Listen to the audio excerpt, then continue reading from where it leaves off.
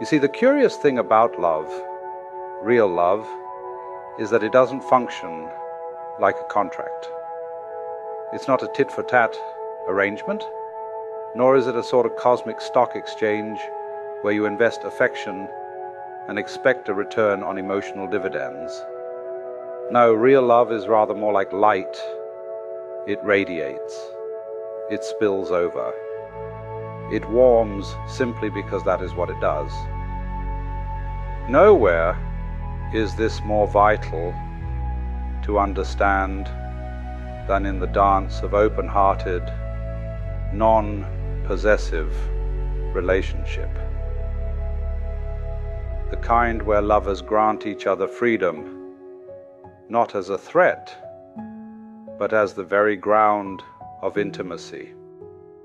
Most people mistake love for the structure within which it's expressed. They confuse the ritual with the sacred, the form with the fire. Relationships, marriages, partnerships, agreements, they are beautiful things, but they are not love. They are the teacup, not the tea. They're useful, yes, but they are means, not ends. And so, in a bond where romantic or erotic connection with others is not feared but honored, this becomes absolutely crucial. Love is not diminished by being shared.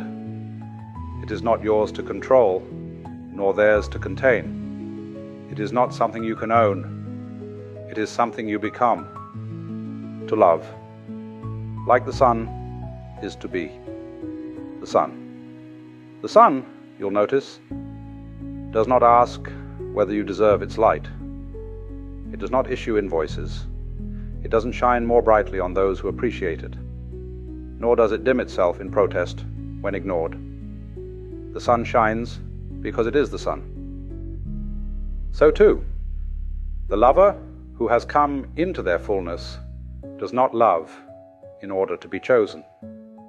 They love because loving is their way of being. And if the one they adore finds delight elsewhere, from another hand, another body, another soul, then the light remains, not as an act of martyrdom, mind you, but as an expression of freedom. This is not passive resignation, it is active radiance. It is saying, go where your joy takes you, and know that my love does not vanish simply because your body has wandered. True love wears a disguise called humility. If you try to look directly at the sun, you'll find you can't. Its brilliance blinds. In the same way, the deepest love rarely draws attention to itself. It hums beneath the surface. It shows up not as grand declarations, but as the willingness to bless what you do not control.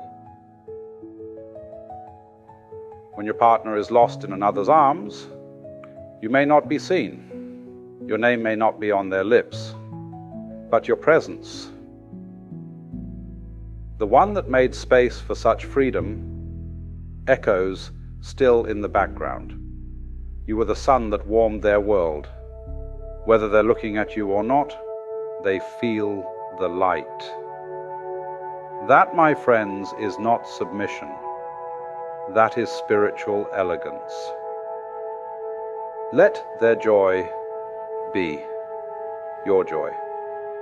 The ego, poor thing, is always trying to measure.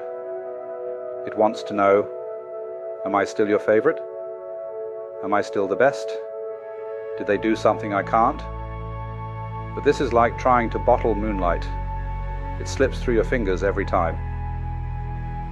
There is another way, a finer way. When your beloved returns with their spirit lit up from an encounter, you don't interrogate the flame. You marvel at it. You say in essence, how marvelous that life can still surprise you, that you are not yet finished discovering pleasure. Their joy is not evidence of your inadequacy. It is the fruit of the garden you helped plant, if you are wise enough to see it that way. This is not mere tolerance. This is not endurance. This is the sacred art of celebration.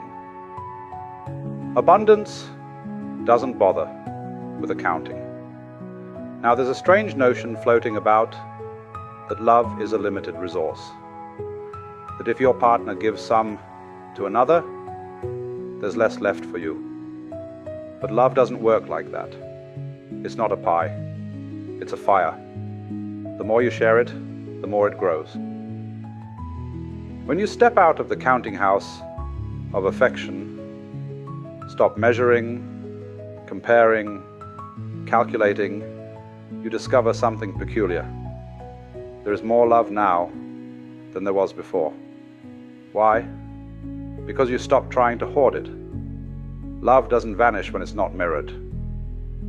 It simply continues to shine, indifferent to whether it is seen or received or returned. That is its grace. Freedom is not the enemy of intimacy. It is its highest form. You see, we often confuse commitment with containment. But commitment, true commitment, is not about locking someone in a room and swallowing the key. It is about being the person they return to because they want to, not because they're afraid not to. In relationships that embrace freedom, the question is not, will you always choose me? But rather, can I be the kind of person worth choosing, even when no one is obliged to? That is a richer, more daring question. And the answer to it is not found in rules, but in radiance.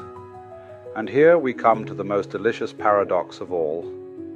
When you say you feel love, what you're often feeling is your own love leaving you, rising up, flowing outward, blessing whatever or whomever it touches.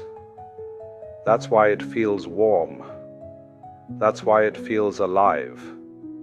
Not because it is being given to you, but because it is moving through you. So, if you want more love, don't go searching for it. Become it. Shine when they enter the room. Shine when they're in someone else's arms. Shine when they're close. Shine when they drift. Shine not because you're trying to win them, but because that's what you do. Like the sun.